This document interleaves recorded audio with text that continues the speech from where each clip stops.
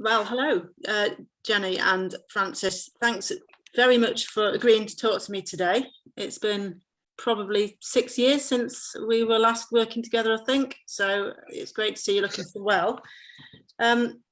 Francis, it was really your experience that I was interested to hear about, and I think other teachers will be as well, because you were somebody who, it's fair to say, struggled quite a lot as an adolescent. And despite that, you know, you're sitting there now, you've just got a first, which is absolutely incredible. So I think apart from anything else, what we'll get from this interview is the message out that recovery is possible. And that's something I think that we can't say too often.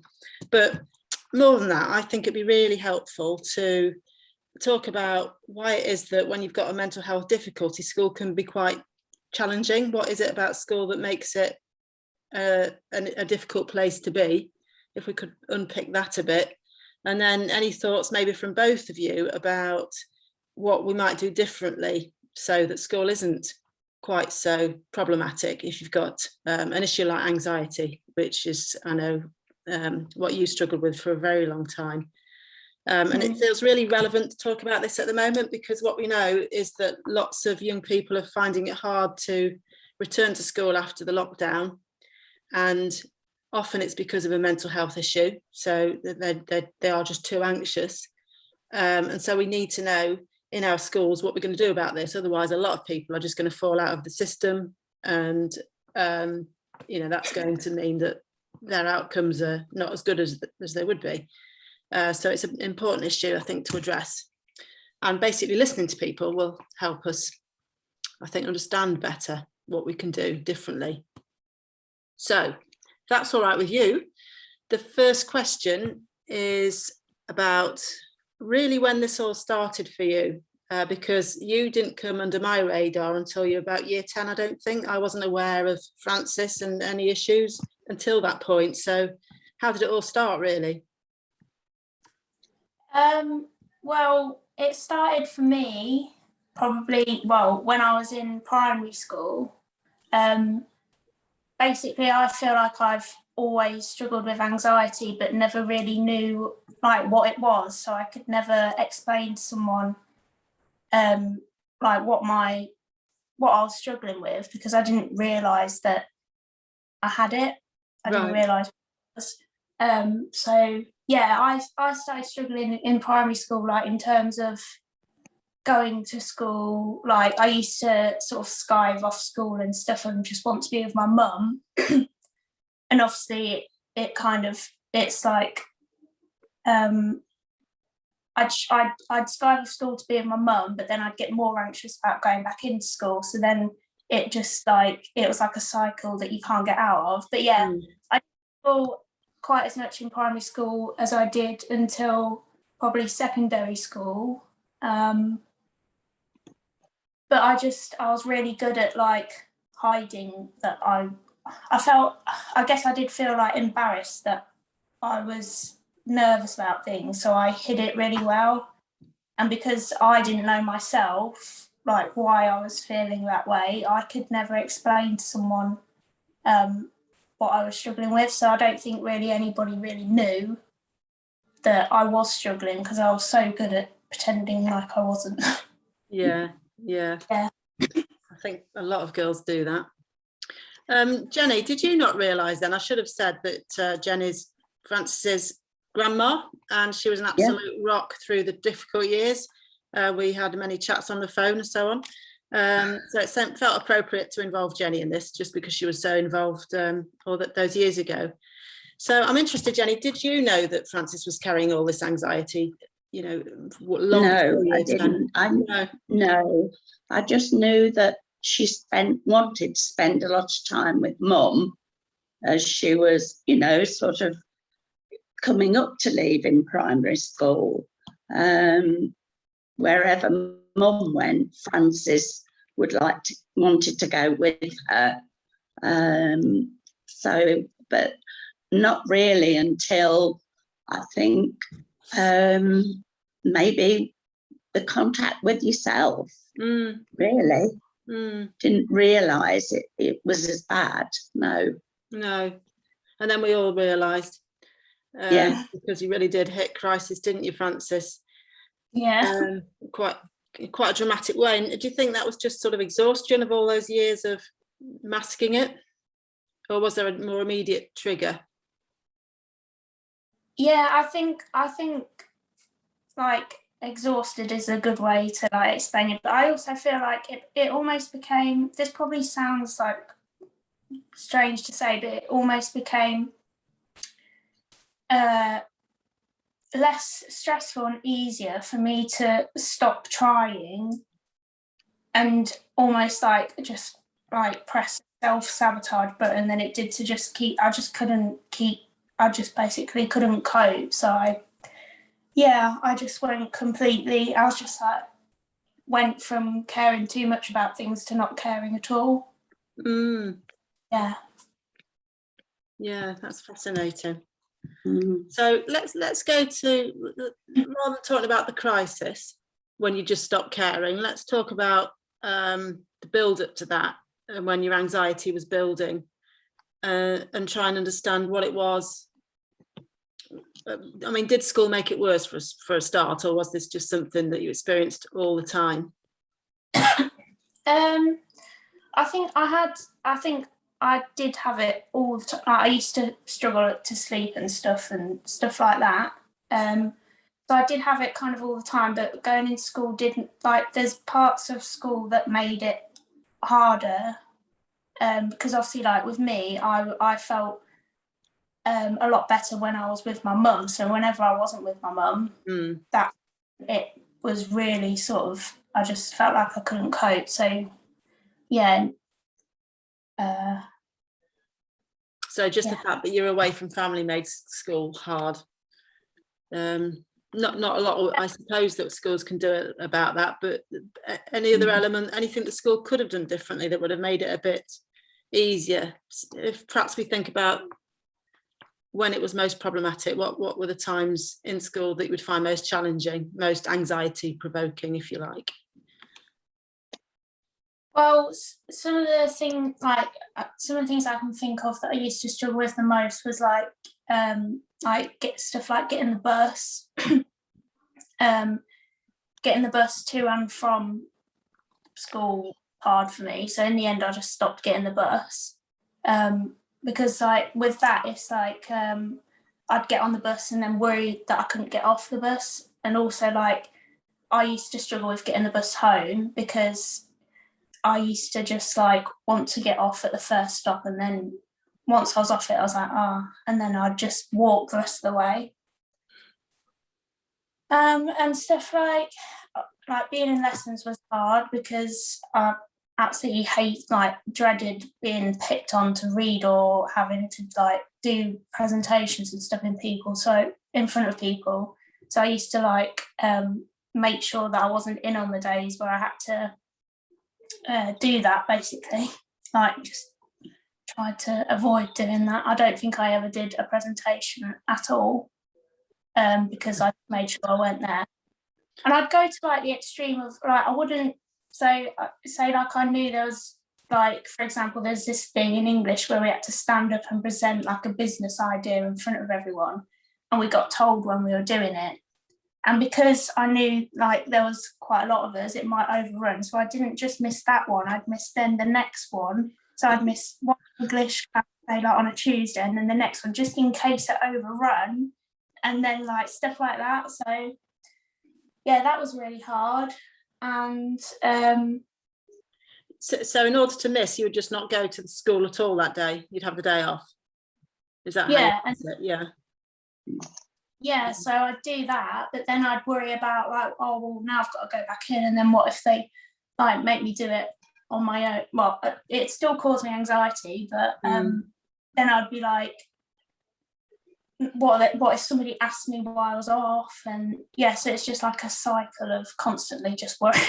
Yeah. So I suppose if we'd have known that, if I'd have asked you the right questions, then you could have said, this is a really big issue. This idea of talking in front of a whole class terrifies me. I could have just had a word with the English teacher and we could have avoided that. But I don't think I ever had that conversation with you, I'm ashamed to say. But well, no. I don't think, to be honest, I don't think I would have admitted it. Oh, really?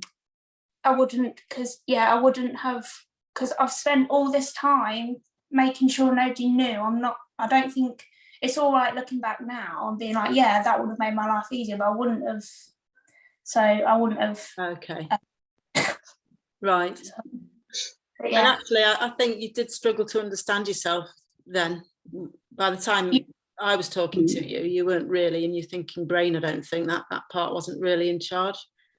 I don't think I never once thought to myself, I have anxiety or whatever.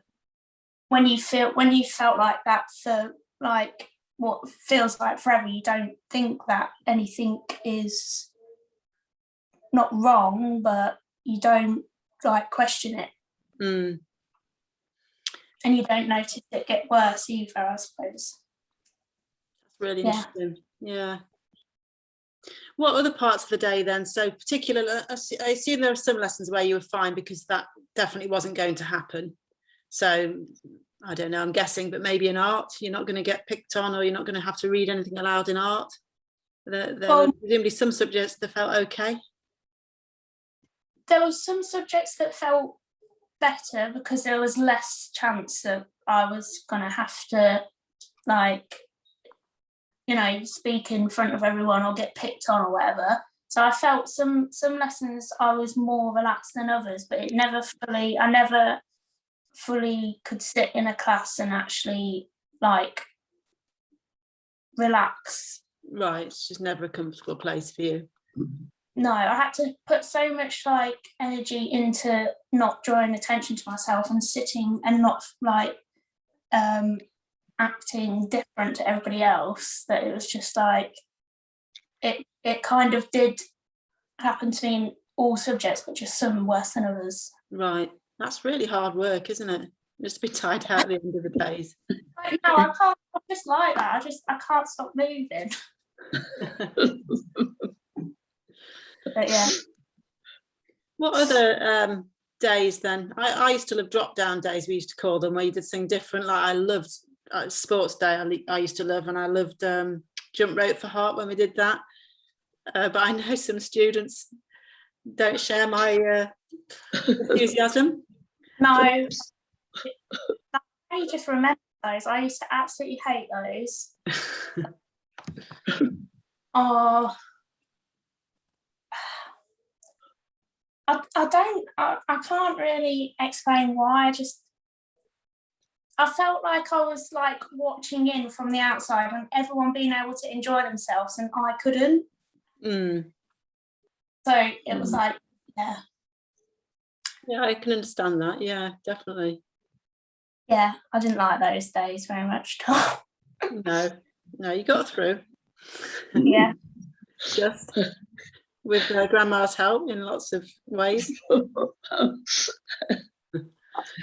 So, I mean, the thing is, you have to sit in lessons, I suppose, in a school. You've got to do GCSEs. There are certain things we can't change. But what adaptations would make a difference, do you think, for young people in your position? Because there are a lot, as I say, who will be finding things just as difficult as you did. What would you advise to a school leader be? How can we adapt the school environment so it works for people like you?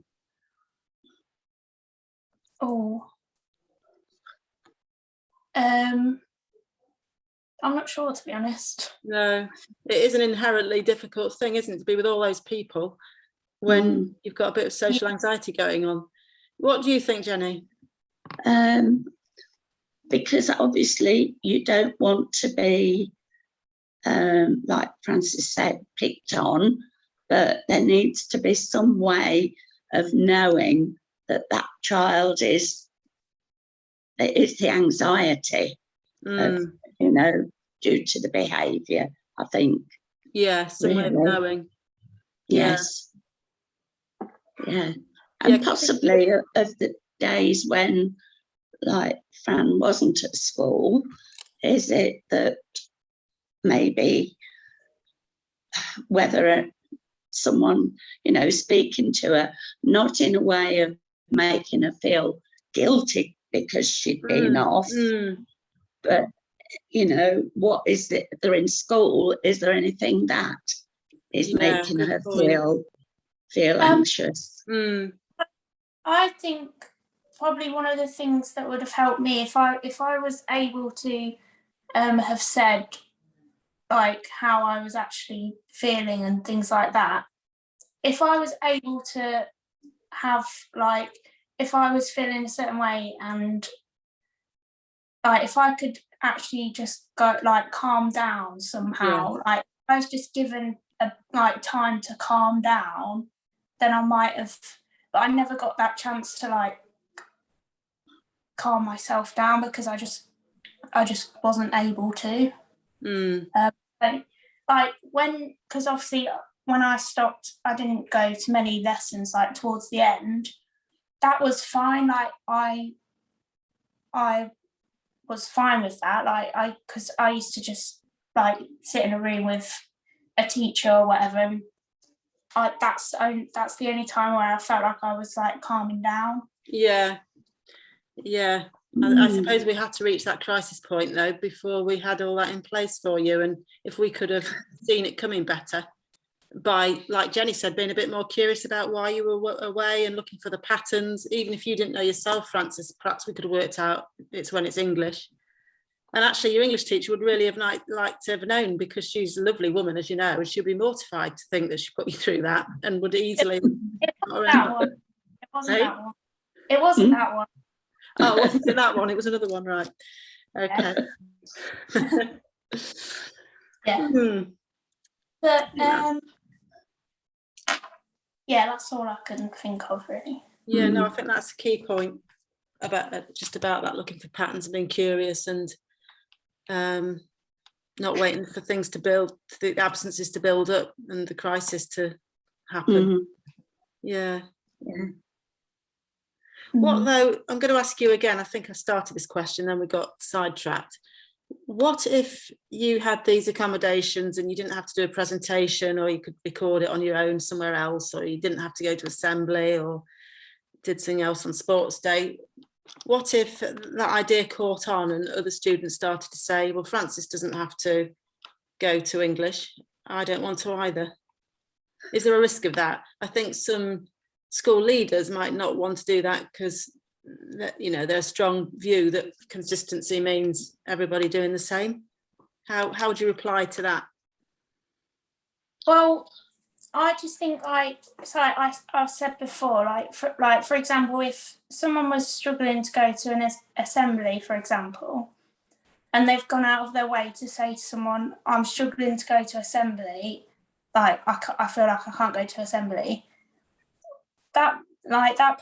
why would that person go out of their way to be different to everybody else just for the sake of somebody? Like, it's not making their life any easier by not going to the assemblies. It like their life would be much easier if they could do it the same as everybody else and just get on with it.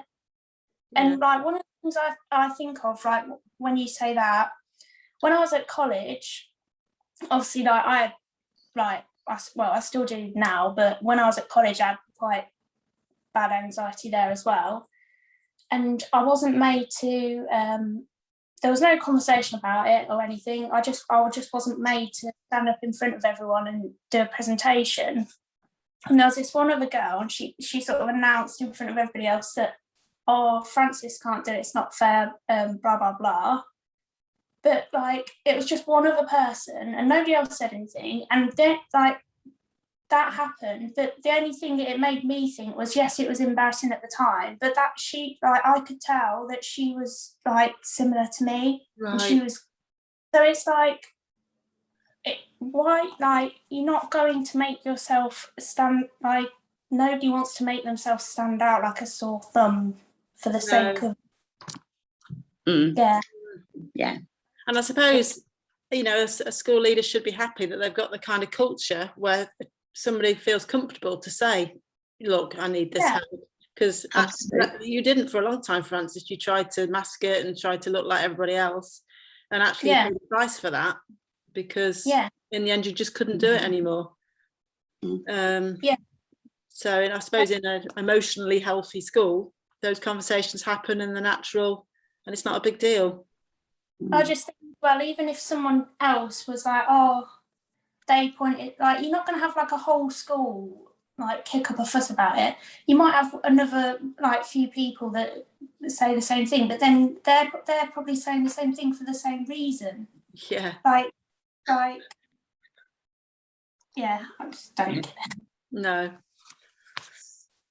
Because you don't know what anxieties are with children, do you? You know, I mean, like you're saying, these that have been in with COVID and got to come out, you don't exactly know what it is, why they don't want to come out.